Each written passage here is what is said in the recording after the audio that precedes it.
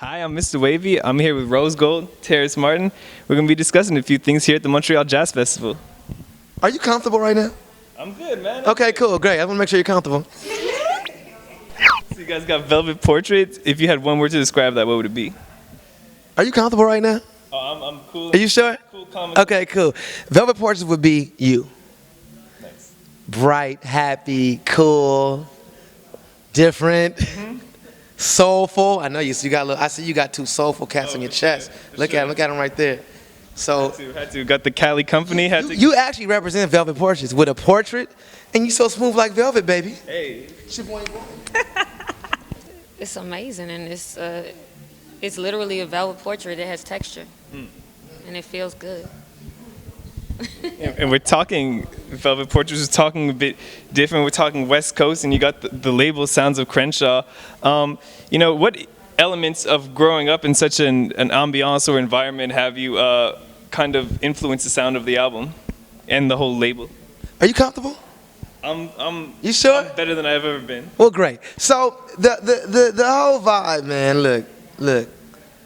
Sounds of Crenshaw, the West Coast, music, love, trees, breathing, air, life, exchange, fellowship, trust, honesty is what Velvet Portraits is. Mm-hmm. You know, it's a true. Did you ask? Is that the question you asked me just now? Yeah. What about growing up there kind of it affected the music? Where are you from? I'm from Montreal. I'm born and raised here. So, what about growing up where you're from affected the music? What yeah, affected the interviews. What about it? What happened? That is a good question. I don't know. I don't think to answer though. So, why are you interviewing Terrace Martin? Because he's a cool dude. Why is he a cool dude? Because he made a funky album. So, when you first listened to his album, the funky album, where were you at and what did you feel? Well, we were actually filming a video on the mountain, and she put it on her speaker. So, she turned you on. Oh, for sure. Just like most women always turn the fellas on to something hip in life. You know. Without women, we are nothing. Women are the most best people on earth. Men, we're just hanging. I'll say this. When you grow up on Crenshaw, you're influenced by so many different things. Because you have the ghetto part of Crenshaw. You have the not ghetto part of Crenshaw. Yeah. But we all have to ride down the same street to get to certain places, you know. Because Crenshaw goes from Crenshaw and Wilshire all the way to Palos Verdes. Yeah. You know, so that's a long... Finally around Redondo, and then I've gone in areas that aren't... Oh, you got a little money, baby! Oh, you got some cousins, some sisters? You know. but Crenshaw is just a melting pot of everything. You know, it's not no one thing on Crenshaw. So my music is like that. It's not no one thing in my music. It's a melting pot of everything, and it's just music, you know. Like Crenshaw is just a street. I just do music, you know. That's all. But it does represent where I come from, and where I come from is Los Angeles, which is a melting pot for everything. Yeah. You know, everybody, it's funny, I have a lot of East Coast friends and Midwest friends that, oh, we don't like L.A. and L.A. is this. But everybody begs and spares their life to move to Los Angeles because you can make it in L.A. It's still a place where you can make it. L.A. is one of the only places that I've come to find out where you can have a thought in your head and be successful a year later from a thought in your head. A lot of places you can't. You could do it, but it's a little more difficult. So L.A. is a beautiful place. The air is beautiful, even if it's dirty air. The fact that you could survive and you could make a way out of nothing in Los Angeles, that's more you could say about a lot of places that a lot of folks are from. But then they really can too if they go harder. But it's like LA is a place that just, it's the energy of everything, and my music represents Los Angeles, California. So how does Crenshaw on the West Coast affect the artists like you that work with Terrace Martin or different other West Coast artists? How does moving to the West Coast, being involved in a person that's so involved with Crenshaw, how does that affect you? Because you're from Baltimore, a place that truly understands struggle, and we know what's going on in Baltimore right now with the social thing and everything like that, with Freddie Gray and a few other unfortunate situations. So being from Baltimore and understanding struggle, how does Los Angeles and the West Coast affect you and your art? Thank you for letting me hold the microphone. It's about chance and experience, and there's plenty of people there that know how to do what everybody wants them to do, but it's a certain type of feeling and a certain type of experience that's going to be able to put you in the land of all the competitors, and when you get there, I mean, I could have done the same thing in Baltimore, but would I be able to be heard at the same time? Because Los Angeles is a core place for people to go to listen and to find things. So when you go there and you're in the playing field with all these people and you playing the right game, somebody's gonna see you, and then you're gonna get on the team, and then you get to be the point guard, or you get to be, whatever position they're gonna place you in, and then you win the game. And at the same time, being from Baltimore, do you think all of the recent kind of struggles and adversities over the past few years have fueled you even more as a musician and to succeed? And absolutely, being able to see him and Kendrick and all the other musicians be on, it was a prison scene on, what was that, I believe it was the Grammys. That's something that changed everybody's life, even the people that were sitting in the audience, and this is something that we physically go through every single day. So that is something that will move you to that place because you're trying to get out of it, but then you see these people acting and performing it to represent where we come from. It's just like, oh damn, I came to the right place, because they about to speak the message that I just came from, but I can't be there because I'll get caught up and die, But if you go to Los Angeles, it's more of a glamorized, beautiful space for you to express yourself without having to, for me, because I know that people in Los Angeles are different because they live there, and they had to go through the bullshit too. But, it's different for me. And it's like you're saying also, it's kind of like the height of kind of success in Western North American civilization in a sense. Okay. And You didn't ask me a question. You just made a statement. yeah, I was just bringing it back in full circle. Okay. I'm trying to work it out. And we're here at the Montreal Jazz Festival, and I like him. I like He's you. dope. You guys are dope. I'm looking. Stand up. And we're here at the Jazz Festival, and I think it's a better time than it's been in a long time for jazz. And what do you think has sprung a lot of the resurgence in jazz in recent years? I think the biggest thing is, for one, society. What society is going through with the struggles and everything, I think is calling for truth and real things. One thing about jazz, undeniable, is it's honest. It's probably one of the most honest music that I've experienced. I think people want to feel honesty, but not only that, I think at the right time, I think Robert Glasper came through and broke the doors down and cracked the door open. I think you, Robert, and Kamazi really took jazz to a new level in recent memory. Well, I don't know if we took it to a new level. I just think we're playing it and we're just trying to reach it to a certain thing. But I'll say this: I think Robert Glasper opened the door for new things to come and people having a more open palette to be able to receive different things. Yeah. And then I think the world got hip to that. And then when Kendrick Lamar came in with Pimp A Butterfly, I think because the hip hop element was so strong in the things, I think it really pushed everything to a certain thing that even made people realize, yo, this sense of truth that he's talking about over this layer of music is jazz based. Mm-hmm. And between that mixed with Robert and then people going back doing history, I think jazz now is starting, just to research. I'm happy about it, man, because this is where I come from. You know what I'm saying? It's been years. I mean, I've never seen it like this.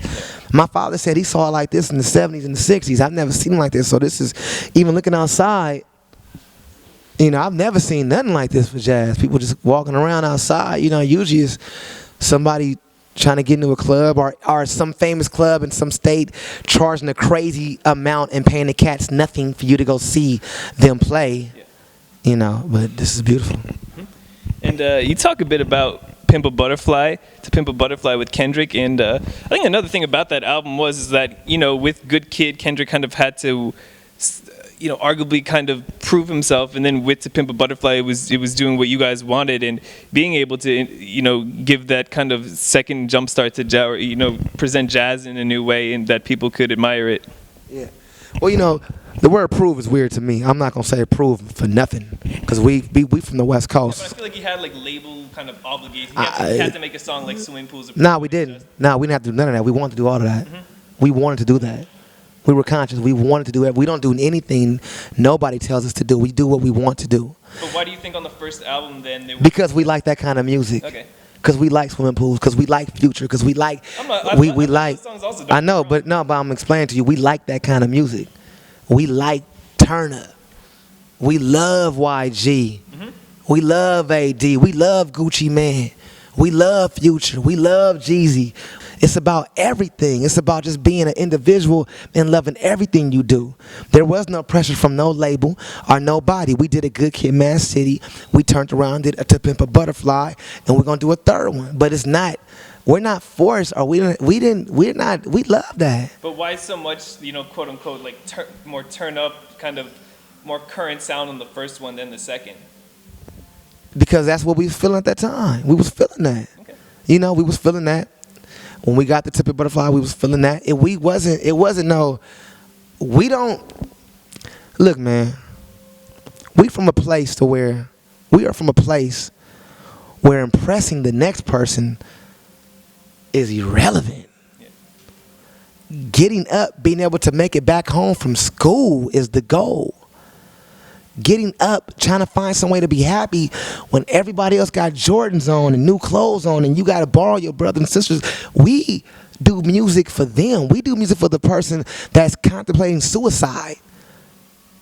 I'll say it again. We do music for them, for the struggling, for the person that's in jail with no way out. We make them feel good. We do music for the person that maybe can't afford to buy a CD or come to a jazz show or can't get to the Montreal Jazz Festival. We doing it for them. That's all we do it for, is for them, the people that understand struggle. If you like it in the process, then beautiful, but we're trying to heal things. We're trying to help things. So when we do an album like Good Kid, Mad City, and we do If Pyrus and Crips all got along, because you know why? If Pyrus and Crips really got along, we be good. Feel me? Yeah. And that kind of music, yak, man down. We go to the club, we get turned up. We own one. We love that music. We love that. We love trap. We love all that. It ain't just about jazz or funk or this or that. Like, the thing about, one thing that I wanted to say, and I always say, is like, I'm not in that box. Get out the box. Critics, get out the box as well. Do a different kind of interview. Say something like, how do you feel about the music you're doing? What is it that you guys are doing? What is that called? What is that whole thing called? Because if you say, why Good Kid, Mad City, and then to Tip and Butterfly, but then you hear a song like Levitate, or Get Top on the Phone, on Untitled, Get Top on the Phone, or Levitate. When you hear all these trap influences with 808s, but then I'm playing Fender Rose and different harmony things and voicing things like in the echo of Herbie Hancock or McCoy Tyner over the trap. That's not even a genre. That's just called good music. You feel me? Yeah, so don't say why we did a Good Kid, Mad City. You should be saying how we did it. Now, how we did it? We're young, we black, and we from the ghetto. And that's the music we listen to, and we love that. Jazz is something we have to go back and research. And by the way, it's not just me saying this. I know. Don't get offended. You're getting offended. Don't get offended. You are, because you're just, exactly. You're defending yourself because you're offended. But it's okay. It's natural. It's natural. No, bro, it's offended. I mean, we'll go deep, but that's a different story. What I'm saying is I'm giving you the game right now, so in the future, so now you could be enlightened to what we think about our music in L.A. Now you have that because I'm giving that to you. What I'm telling you is not called that. It's just called music. What we do. I don't know what these other cats do, but we call it music, and we do everything all in one umbrella. So I'm not on you. I'm giving you game. But like the younger generation, you're barking back at me, and I love that, but just take it and receive it because I've been here a little longer. It's just good music, brother. And we love you for loving it. Sure. But we didn't have to do a motherfucking thing. They had to come to us. I feel that. That's fair. And, so what's next? What's next with you and Kendrick? What's next with you as a solo artist? What's next? After this, I'm going to go get dressed. I'm going to go get dressed, right? And I'm going to think about this interview with you and write a song about it. Nice. Because it should. Because you're the guy. Hey. And I love you. Heart's on mine. Guys, let's do this. All three of us do this together. No, put the mic. Fellas, Rose Gold is single. She's looking for love. Hey. Oh my God. She's blushing through the glasses. They're coming up the cheeks, and she's looking. blushing. Matter of fact, what, are y'all together? What? Are you single? You know what it is? Oh. Rose Gold. I'm seeing a date tonight.